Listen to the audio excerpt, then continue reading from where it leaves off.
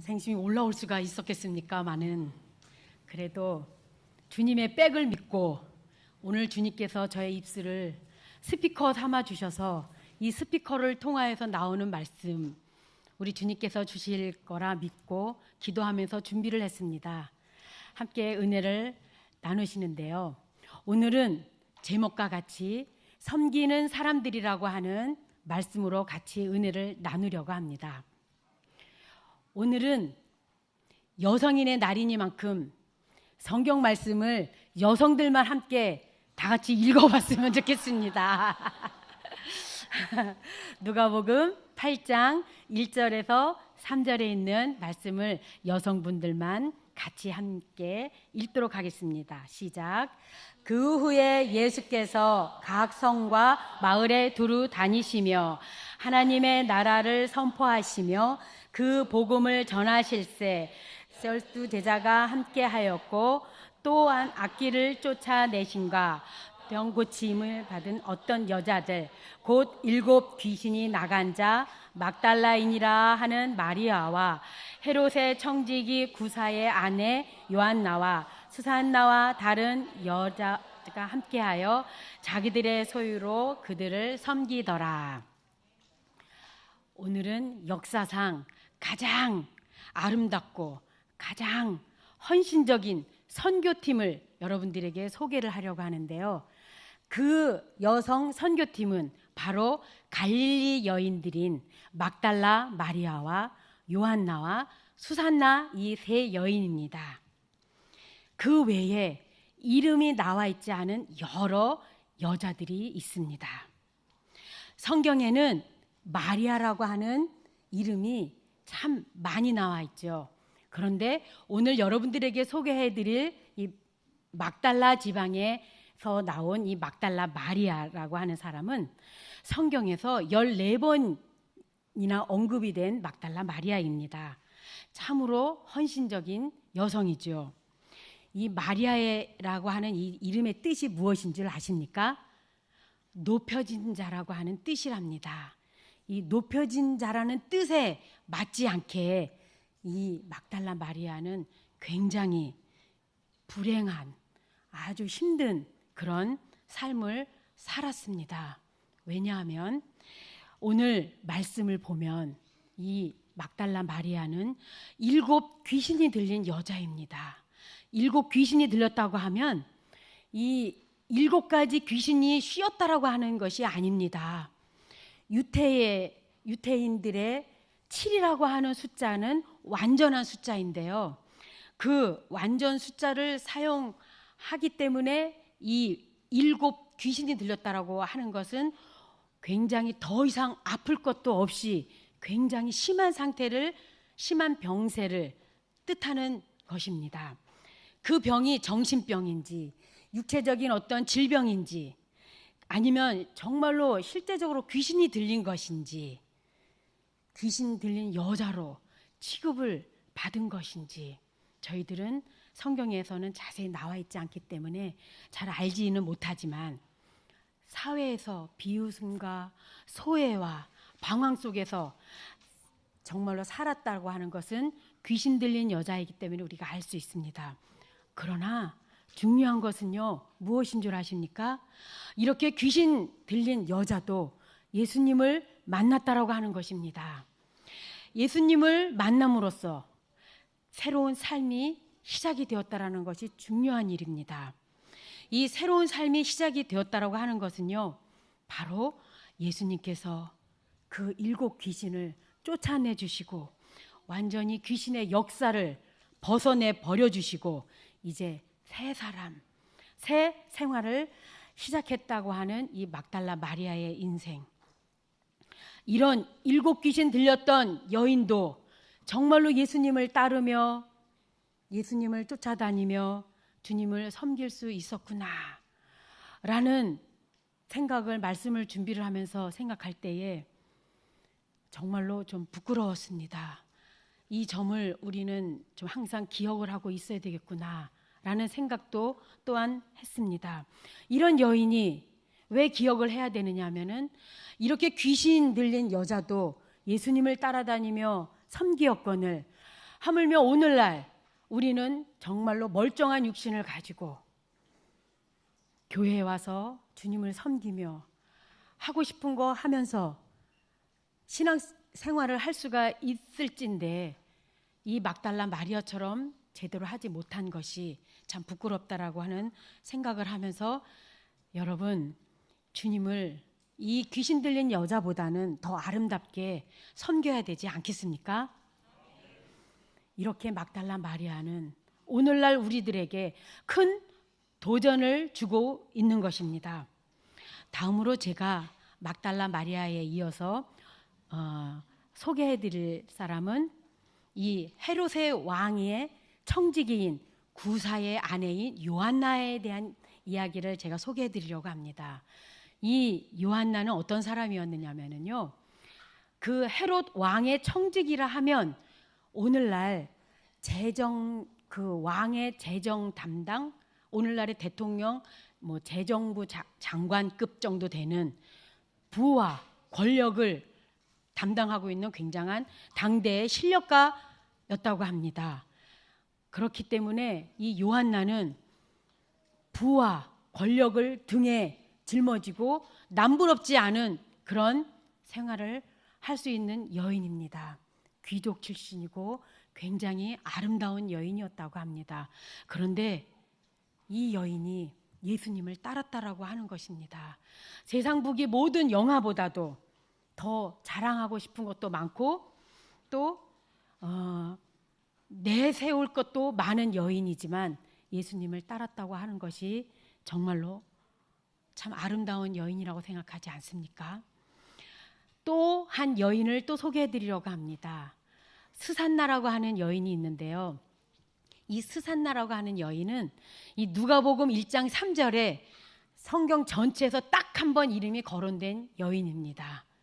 이 여인도 어떤 사람인지를 아무리 살펴보아도 한 번밖에 나와 있지 않기 때문에 신분을 알 수가 없지만 어떤 목사님이신지 제가 어떤 책에서 보았는지 이 스산나는 예수님 어머니 마리아의 먼 친척벌이 되는 그런 평범한 여인이었을 거라고 이렇게 이야기를 하는 것을 제가 들었습니다. 이 스산나는 백합을 말하죠. 비유컨대 막달라 마리아를 야생의 들꽃이라고 비유를 한다면 아까 말씀드린 요한나는 궁정에서 피는 아름다운 장미꽃으로 비유를 할 수가 있고요. 이 스산나는 정말로 헌신하는 백합꽃처럼 아름다운 향기를 뿜어내는 그런 여인이라고 할 수가 있겠습니다. 그런데요, 이들뿐만이 아니라 더 귀한 분들, 이름은 나와 있지 않지만 이 갈릴리의 여인들과 함께 이 갈릴리의 여인으로서 함께 예수님을 쫓아다니면서 사역을 도운 이름이 나와 있지 않은 그 여인들, 훌륭한 여인들이 있다는 것에 저는 오늘 이 여인들을 상대로 우리가 배워야 할 몇 가지 교훈을 한번 찾아볼 수가 있었습니다. 이 여인들에게서는 첫 번째로 체험적인 신앙인들이었다라는 것을 우리가 교훈적으로 찾아볼 수가 있습니다. 이 여인들은 병 고침을 받은 자들입니다. 이 병이 자신의 병일 수도 있고요, 자식의 병일 수도 있고 남편의 병일 수도 있습니다. 막달라 마리아는 7 귀신의 병을 치료받았고요. 요한나는 요한복음을 추적해 보면 아들의 병을 고침을 받았다고 합니다. 이들의 체험적인 신앙이 이들로 하여금 주님께 대한 사랑과 헌신을 만들어 주었던 것입니다. 우리 예수님은 혹 여러분들이나 저나 질병을 고쳐주신 일이 없을지 모릅니다. 그러나 중요한 것은요, 우리 예수님은 우리의 이 저주받은 영혼, 죽을 수밖에 없는 이 영혼의 이 질병을 십자가에 달려 죽으심으로 고쳐주셨다라는 것입니다. 우리는 이 예수님을 만나고 이 은혜를 체험하며 살아가는 신앙인들이죠. 한번 또 생각을 해볼까요? 사람의 육신의 질병과 육신의 병은 한번 고침을 받아도 다시 재발이 되거나 다시 또 병들기 마련이죠. 그러나 이 영혼의 치유라고 하는 것은 한번 예수님을 영접하기만 하면 영원한 효력이 있는 것입니다. 육신의 질병은요, 요즘에 개신교에서는 어떤 은사를 통해서 뭐 어떤 기적이 일어난다고도 하고, 이 질병은 어떤 의사의 그 의술을 통해서도 고침을 받을 수가 있습니다. 다시 한번 말씀을 드리지만 이 영혼의 치유는 이 세상의 그 무엇보다도 어떤 누구라도 절대로 고침을 받게 해줄 수가 없는 것입니다. 오직 무엇만이요? 예수님의 십자가만이 우리의 영혼을 치료해 주실 수 있는 것입니다.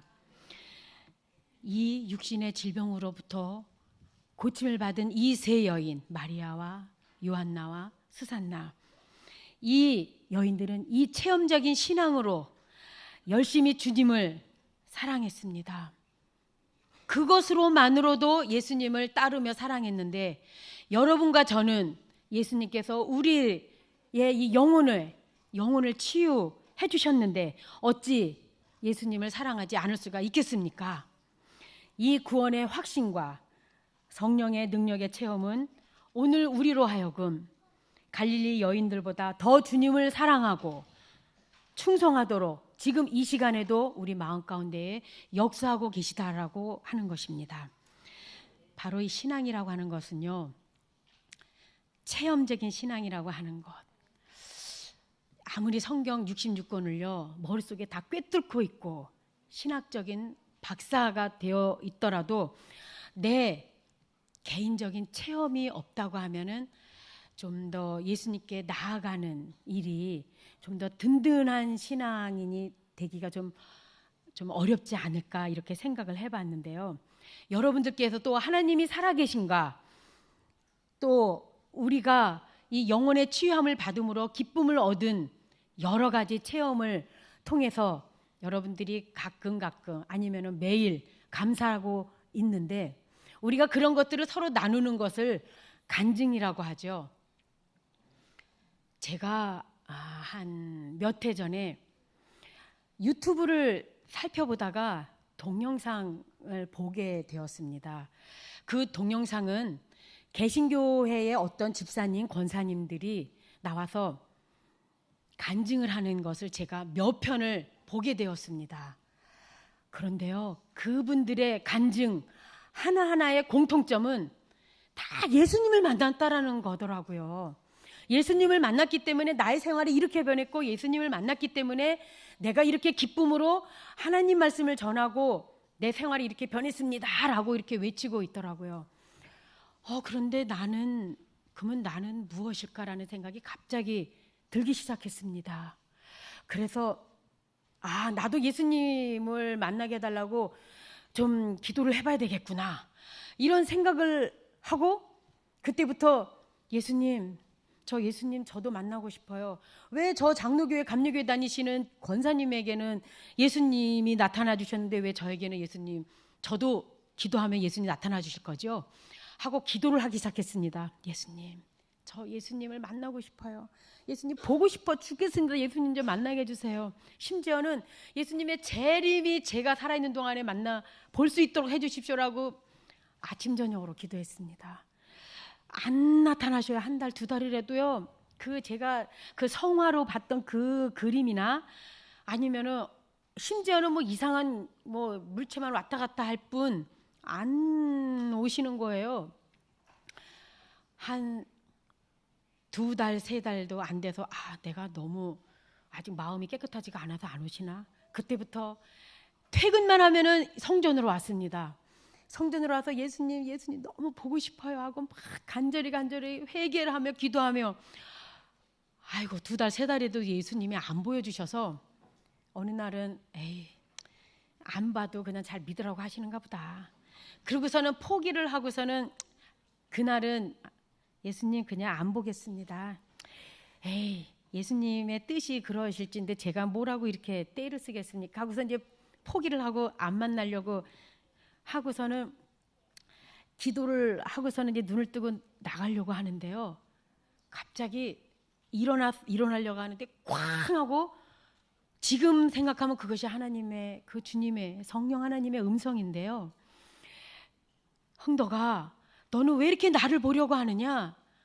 내가 만나고 있는 모든 사람들이 다 나 예수일진데 내가 나를 뭘 이렇게 찾고 나를 이렇게 보려고 하니?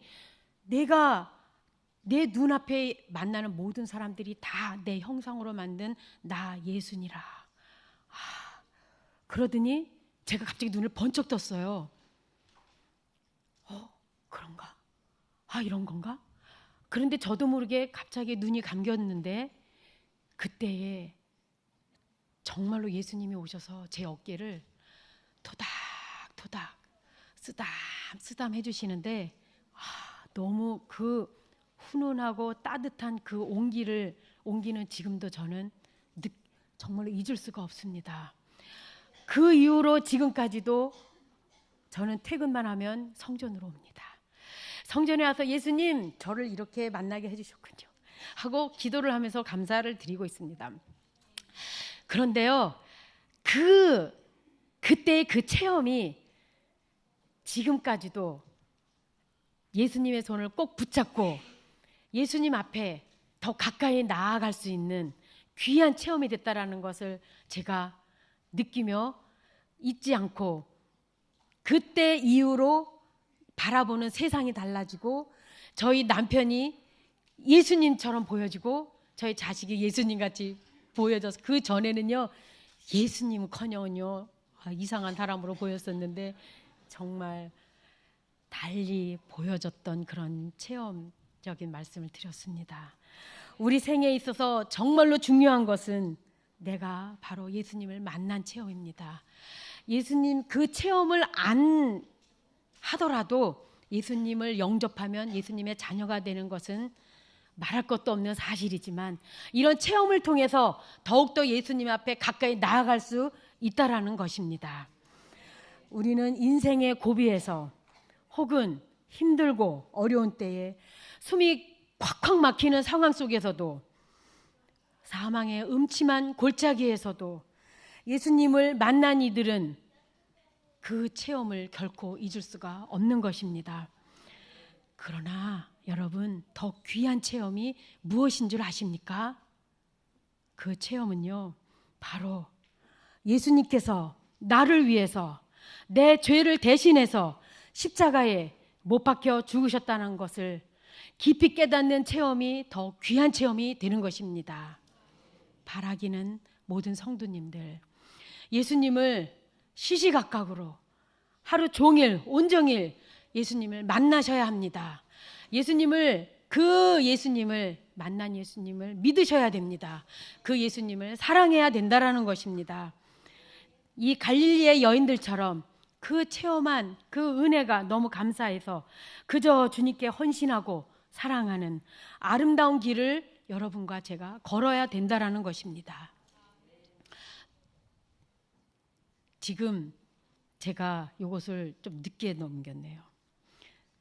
두 번째는 이 사람들은 체험적인 신앙에 이어서 은혜를 아는 갈릴리의 여인들이었습니다. 사실 예수님께로부터 받은 은혜를 이 여인들은 끝까지 잊지 않고 나아가서 예수님을 섬기며 살았습니다. 이렇게 산다고 하는 것은요 사실 쉬운 일이 아니더라고요. 제 개인적으로는 예수님의 생애 중에서 예수님께 병고침을 받은 사람들이 한두 사람이었겠습니까? 그런데 그 예수님의 그 은혜를 저버리고 배은망덕하여서 배신하고 배반하고 그런 은혜를 저버린 사람들이 적지 않았습니다. 그러나 이 갈릴리의 여인들은 그 받은 은혜를 잊지 않고 변함없이 예수님을 따라다니며 봉사했습니다. 헌신했습니다. 얼마나 제가 말씀을 준비하면서도 얼마나 아름다운지요. 성경은 우리에게 말씀을 하십니다. 네가 죽도록 충성하라. 그리하면 생명의 면류관을 내게 주리라. 그리하면 너희에게 그 찬란한 면류관을 씌워 주신다는데, 여러분, 우리가 충성하되 어떻게 해요? 죽도록, 죽기까지 충성하기를 하나님은 우리에게 요구하고 계십니다. 어떤 이는요, 교회에 다니면서 한 번, 두 번 다니다가 저처럼 가끔 실족해서 신앙을 포기할 적도 있습니다. 또 저처럼 봉사를 하다가 슬슬 뒤로, 뒷전에서 좀 쉬운 일만 하려고 뒷전으로 빼기도 하고, 뭐 한 해, 두 해 열심히 봉사하다가 그만 시들시들 하기도 합니다. 그런데 우리가 이렇게 하면 안 됩니다. 여러분, 우리가 기왕 예수님을 믿으려면 한번 열심히 믿지 않으시겠습니까? 일단 신앙생활을 하기로 했으면 피곤하고 때로는 어려운 일이 있고 어떤 유혹이 있어도 이런 것들을 우리가 좀 훌훌 떨쳐버리고 열심히 씨름해봐야 되지 않겠습니까? 내 자신이, 내가 뿌리를 한번 뽑아버려야 되겠다, 이런 일념으로 적극적인 자세로 신앙생활을 하는 사람들을 바로 예수님께서는 축복해 주실 것입니다. 여러분, 믿되 어떻게 믿어요? 열심히 일하되 어떻게 일해요? 끝까지. 은혜를 알되 어떻게 해요? 마지막 순간까지. 그 은혜를 저버리지 않고 담대히 살아가려는 이들에게 우리 주님은 놀라운 하늘의 그 은혜로 심령들을 축복해 주실 것입니다.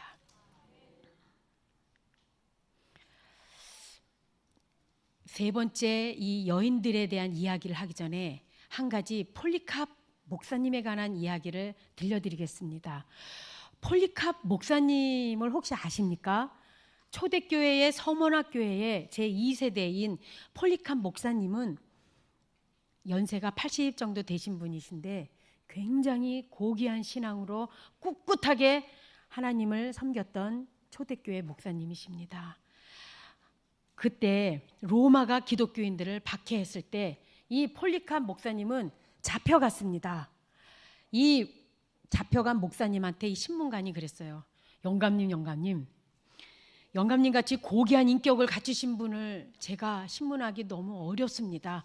그러니까요, 한 번만 고개를 끄덕끄덕, 입으로 차마 예수님을 안 믿겠다라고 부인할 수는 없으니까 제가 목사님, 예수님 한 번만 믿지 마시고 한 번만 부인하십시오 라고 묻기만 하면 고개만 끄덕끄덕 하시면 그냥 집으로 돌려보내드리겠습니다. 그리고 이 박해가 끝나면 다시 교회로 오시면 됩니다. 그렇게 하세요 라고 얼마나 달콤하게 유혹을 했는지. 그럴 때 이 폴리캅 목사님께서는 내 나이 80이 되도록 예수님께서는 나를 한 번도 배반한 적이 없고 배신한 적이 없는데 내가 어떻게 그 예수님을 배반할 수 있습니까? 하고 나를 그렇게 좋게 생각해 준 신문관 고맙긴 하지만 나는 절대로 예수님을 배반할 수가 없습니다. 그러자 굶주린 사자들에게 뜯겨서 순교를 당한 폴리캅 목사님의 이야기입니다. 이 목사님도 이 은혜를, 주님께서 주신 평생의 그 은혜를 잊지 않고 사셨던 그 목사님의 일화를 소개해 드린 것입니다. 세 번째, 네 번째까지 교훈이 있는데 이 세 번째 이 여인들은 하나가 되어서 제물로, 자기들이 가지고 있는 제물로 예수님과 제자들을 섬겼다라고 하는 것입니다. 예수님을 보살펴 드리는데 정말로 이 진정한 사랑이라는 것이 여러분들 다 아시죠? 줄 때에 더 기분이 좋고 줄 때에 더 주님께서 복을 주신다라는 거 아시잖아요. 정말로 이 여인들도 예수님께 자기의 가지고 있는 재물들을 예수님과 그 제자들을 섬기면서 보살펴 드리면서 쫓아다니며 봉사를 했던 것입니다. 거짓된 사랑은 주는 것보다 받는 것을 더 좋아한다고 해요. 제가 저희 남편이랑 연애할 시절에 주는 것이 얼마나 아깝지 않은지요. 맛있는 거 있으면은 정말 제 입으로 안 들어가더라고요. 그저 저희 남편 주고 싶고, 뭐 예쁜 옷만 있으면은 제 옷보다는 저희 남편 사주는 것을 더 좋아하고. 지금 생각하면은 참 잘했어요. 그러니까 저희 남편을 참 좋은 남편을 만났죠. 그런데 지금은 반대로 됐어요. 저보다 저희 남편이 안 먹고, 제가 피곤하면 자기가 밥 다 해서 다 먹여주고, 그래서 이 진정한 그 사랑을 제가 문득 느끼는데, 바로 예수님께서도 그 생명까지 버리시면서 우리를 사랑하신 분 아니십니까? 정말로 이 여인들도 아낌없이 자기들의 이 소유를 팔아서 예수님을 섬겼다라는 것이 중요한 것입니다. 여러분, 우리가 소그룹을 할 때도요, 이 하나가 됐다는 것이 중요한데, 이 소그룹을 이렇게 살펴봐도 하나가 되어 있는 소그룹은 굉장히 활성화되고 잘 되더라고요. 그런데 그분들을 가만히 들여다보면 서로가 배려해주면서 서로가 섬기고 있더라고요. 정말로 여러분, 지금 이 영상에서 화면에서 보이는 것처럼 우리가 갈릴리 여인은 귀신 들렸던 여자이고, 이 요한나는 귀족 출신이었고, 뭐 평범한 스산나도 있었잖아요.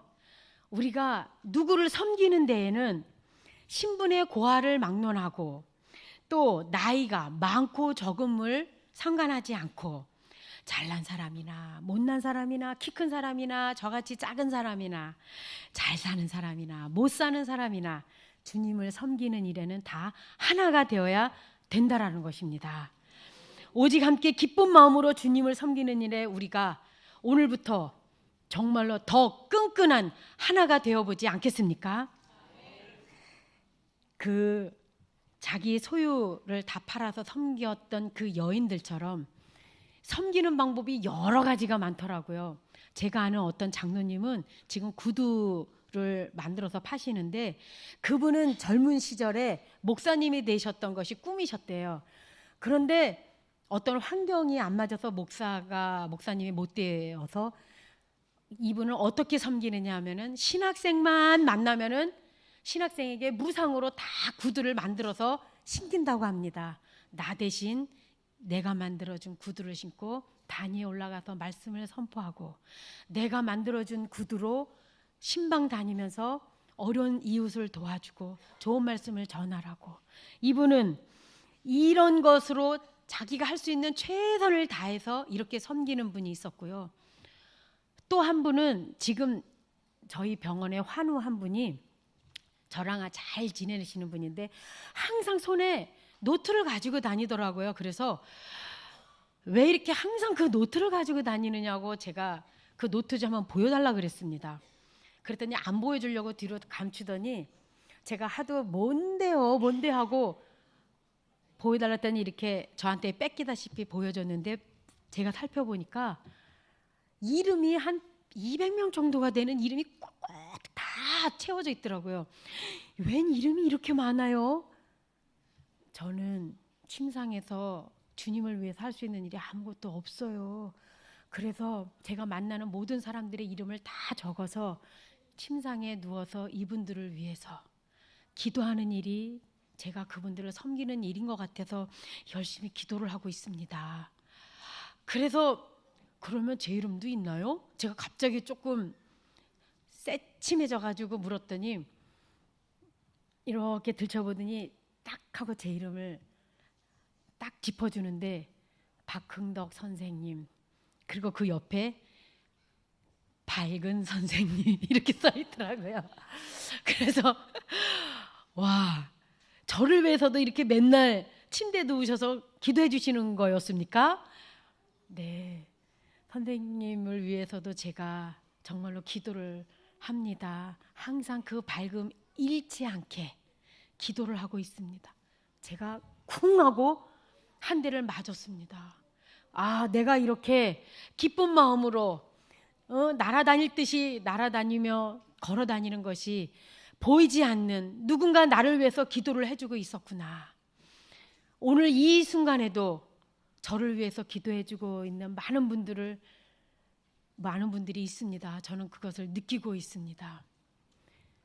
저 같은 사람이 어떻게 저기에서 말씀을 전할까 걱정이 되어서 주님께 맡기는 기도를 지금 계속하고 있는 것을 저는 느끼고 있습니다.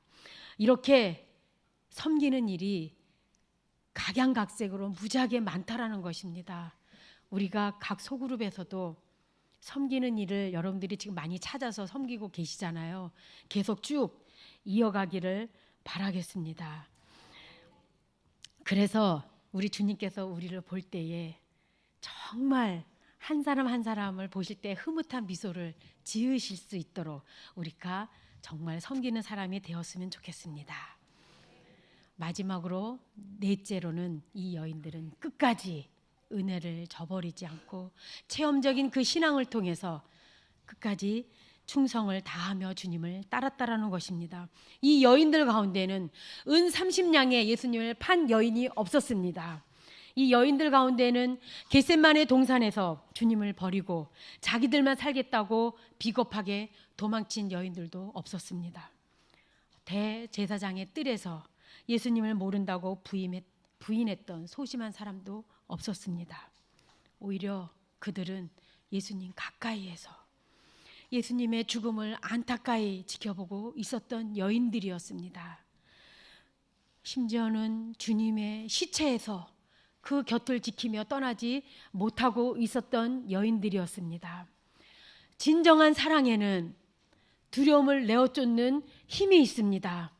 그래서 무덤을 지키는 여인들이 되었고, 영광스럽게도 이 여인들은 예수님의 부활의 그 첫 목격을 했던 증인이 되었던 것입니다. 이 첫 증인이 바로 이 갈릴리의 여인들, 이 여인들의 입에서 입으로 전해져서 바로 이 기독교의 이 역사의 증거가 시작이 되었던 것입니다. 정말 이 사람들은 주님을 충성스럽게 섬기는 사람들입니다. 이 여인들은 성경에 뿐만이 아니라 기독교 역사상 최초의 그리고 가장 아름다운 선교 후원회 팀이었습니다. 오늘날 여러분들 이 갈릴리 여인들보다 더 아름답게 주님을 따르며 헌신하고 충성하는 성도들을 주님은 오늘 이 시간에 마석교에서 보고 싶어 하십니다. 여러분들 저와 함께 이 일을 감당하시지 않겠습니까? 오늘 이 시간 예수님은 바로 마석교회의 여인들, 아니 많은 남성분들, 모든 분들을 지금 부르고 계십니다.